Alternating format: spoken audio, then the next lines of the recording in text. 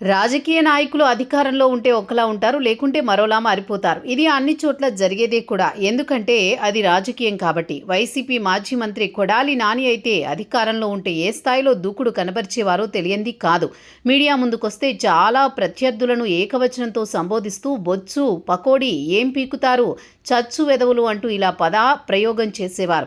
ఇప్పుడు మాత్రం ప్రత్యర్థి నేతల పేర్లు చివర గారు అని ప్రయోగిస్తున్నారు. ఇదంతా అధికార మార్పిడి పుణ్యమే, కేసుల భయం పుణ్యమే, అంతకు మించి ఏమీ కనిపించడం లేదు కూడా.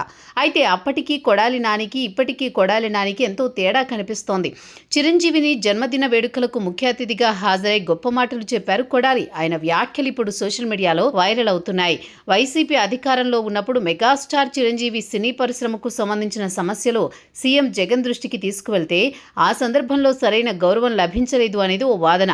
మరో సందర్భంలో చిరంజీవి ఏదో అంశంలో రాజకీయంగా బయటకు వచ్చారు. ఆ సమయంలో వీర విహారం చేశారు కొడాలి. చిరంజీవిని పకోడీగాడు అంటూ పరోక్ష వ్యాఖ్యలు చేశారు. అవి విపరీతంగా వైరల్ కావడంతో తానలా అనలేదని వివరణ ఇచ్చుకునే ప్రయత్నం చేశారు. ఆ వ్యాఖ్యలతో చిరంజీవి అభిమానుల ద్వారా పొలిటికల్ డ్యామేజ్ జరుగుతుంది అని అప్పట్లో వెనక్కి తగ్గారు. అయినా సరే చిరంజీవి పట్ల గౌరవించిన దాఖలాలు అప్పట్లో కనిపించలేదు. అంతెందుకు తమిళ సూపర్ స్టార్ రజనీకాంత్ ఎన్టీఆర్ శత జయంతి వేడుకలకు హాజరయ్యారు. ఎన్టీఆర్ గొప్పతనంతో పాటు తన స్నేహితుడు చంద్రబాబుకు అనుకూలంగా వ్యాఖ్యానించారు. వెంటనే స్పందించిన కొడాలి కనీసం తమిళ సూపర్ స్టార్ అని గుర్తించకుండా రజనీ శరీర ఆకృతిపై కూడా మాట్లాడారు.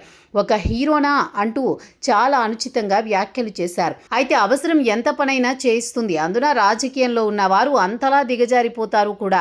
అందుకే కొడాలి నాని ఇప్పుడు చిరంజీవి జన్మదిన వేడుకలకు హాజరై ఆయన సినీ పరిశ్రమకు పెద్ద దిక్సూచి అంటూ వ్యాఖ్యానించారు. చిరంజీవి లాంటి గొప్ప మనిషి అంటూ ఆయన సేవలను కొనియాడారు. అందులో తప్పు లేదు. కానీ పకోడీ అంటూ అదే మెగాస్టార్ చిరంజీవిని వ్యాఖ్యానించడం చాలా తప్పు.